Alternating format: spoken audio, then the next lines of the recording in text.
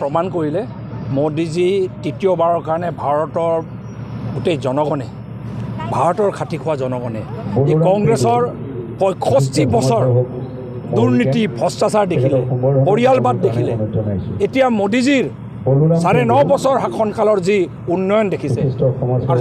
জনহিতৰ যি আঁচনি দেখিছে, ভাৰতবৰ্ষক পৃথিৱীৰ ভিতৰতে এটা উন্নত ৰাষ্ট্ৰ হিচাপে প্ৰতিষ্ঠা কৰাৰ যি সপোন দেখিছে, মই ভাবোঁ ভাৰতীয় জনগণে খাতি খোৱা জনগণে মোদীজীক পুনৰবাৰ বিপুল ভোটেৰে 400+ এইবাৰ সংখ্যাৰে পুনৰবাৰ প্ৰধানমন্ত্ৰী মোদীজীক আপোনাৰ প্ৰধানমন্ত্ৰী পাতিবলৈ আগবাঢ়ি গৈ আছে। কালি হঠাৎ ভাৰতীয় জনতা পাৰ্টি ধেমাজি খুব ডাঙৰ বিষয় নহয়। সংগঠনত স্বাভাৱিকতে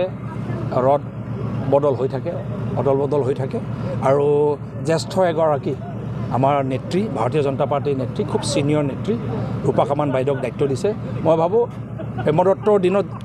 ডাঙৰীয়াৰ দিনত যেনেকৈ চলিছে তাতকৈ আৰু ভালকৈ ৰূপা কামান বাইদেউৰ এই জ্যেষ্ঠ নেত্ৰীগৰাকীৰ বাইদেউৰ, নিষ্ঠাৱান এজন নেত্ৰীৰ বাইদেউৰ নেতৃত্বত খুব ধুনীয়াকৈ ধেমাজিত আকৌ আগবাঢ়িব। আৰু মই যিটো এতিয়া ২৪ চনৰ কাৰণে মই ভাবোঁ কংগ্ৰেছে সপোন চোৱা বাদ দিব লাগে আৰু ৩ তাৰিখলৈ বাট চাবলৈ কৈছিলে ভূপেন বৰাই। আজি ভূপেন বৰাৰ ৩ তাৰিখটো তেখেতে মই ভাবোঁ যে হৰা তাৰিখ হ'ল আৰু চতুৰ্থবাৰৰ কাৰণে ভূপেন বৰা আকৌ হাৰিব এইবাৰ। ত' মই ভাবোঁ অসমৰ জনগণে এই যে আপোনাৰ ভূপেন বৰাৰ ভণ্ডামি, এই যে বিৰোধী ঐক্য বুলি যে যি নাটক চলি আছে, হোটেল লিলিত বহি বহি পিকনিক খোৱাৰ, পাৰ্টি খোৱাৰ যি নাটক চলি আছে, এই নাটকবোৰত বিশ্বাস নকৰি মোদীজীয়ে যেনেকৈ দেশখনক আগুৱাই নি মাজত যিখিনি ভ্ৰষ্টাচাৰী গোটেই কাৰবাৰ, এই কাৰবাৰবোৰ বন্ধ কৰি ডাইৰেক্ট চৰকাৰৰ যিকোনো আঁচনি ডাইৰেক্ট সাধাৰণ জনগণে ভোগ কৰিব পৰাকৈ যেনেকৈ এটা শাসন চলাইছে, মই ভাবোঁ এই শাসনক আঁকোৱালি লৈ মোদীজীক পুনৰবাৰ অসমৰ জনগণে, গাঁৱে ভূঞে আৰু ভাৰতবৰ্ষৰ জনগণে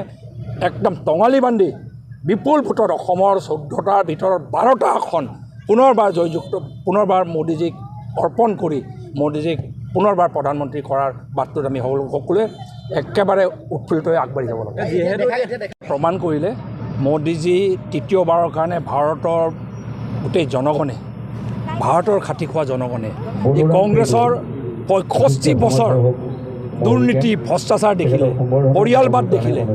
এতিয়া মোদীজীৰ ৯.৫ বছৰ শাসনকালৰ যি উন্নয়ন দেখিছে আৰু জনহিতৰ যি আঁচনি দেখিছে, ভাৰতবৰ্ষক পৃথিৱীৰ ভিতৰতে এটা উন্নত ৰাষ্ট্ৰ হিচাপে প্ৰতিষ্ঠা কৰাৰ যি সপোন দেখিছে, মই ভাবোঁ ভাৰতীয় জনগণে খাতি খোৱা জনগণে মোদীজীক পুনৰবাৰ বিপুল ভোটেৰে 400+ এইবাৰ সংখ্যাৰে পুনৰবাৰ প্ৰধানমন্ত্ৰী মোদীজীক আপোনাৰ প্ৰধানমন্ত্ৰী পাতিবলৈ আগবাঢ়ি গৈ আছে। কালি হঠাৎ ভাৰতীয় জনতা পাৰ্টি ধেমাজি খুব ডাঙৰ বিষয় নহয়। সংগঠনত স্বাভাৱিকতে ৰদ বদল হৈ থাকে, অদল বদল হৈ থাকে আৰু জ্যেষ্ঠ এগৰাকী আমাৰ নেত্ৰী, ভাৰতীয় জনতা পাৰ্টীৰ নেত্ৰী, খুব ছিনিয়ৰ নেত্ৰী ৰূপা কামান বাইদেউক দায়িত্ব দিছে। মই ভাবোঁ হেমদত্তৰ দিনত, ডাঙৰীয়াৰ দিনত যেনেকৈ চলিছে তাতকৈ আৰু ভালকৈ ৰূপা কামান বাইদেউৰ এই জ্যেষ্ঠ নেত্ৰীগৰাকীৰ বাইদেউৰ, নিষ্ঠাৱান এজন নেত্ৰীৰ বাইদেউৰ নেতৃত্বত খুব ধুনীয়াকৈ ধেমাজিত আকৌ আগবাঢ়িব। আৰু মই যিটো এতিয়া ২৪ চনৰ কাৰণে মই ভাবোঁ কংগ্ৰেছে সপোন চোৱা বাদ দিব লাগে আৰু ৩ তাৰিখলৈ বাট চাবলৈ কৈছিলে ভূপেন বৰাই। আজি ভূপেন বৰাৰ ৩ তাৰিখটো তেখেতে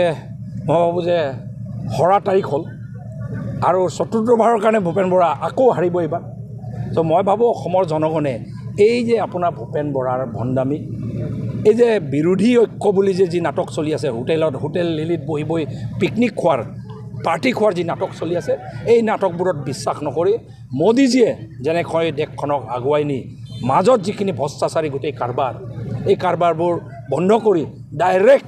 চৰকাৰৰ যিকোনো আঁচনি ডাইৰেক্ট সাধাৰণ জনগণে ভোগ কৰিব পৰাকৈ যেনেকৈ এটা শাসন চলাইছে, মই ভাবোঁ এই শাসনক আঁকোৱালি লৈ মোদীজীক পুনৰবাৰ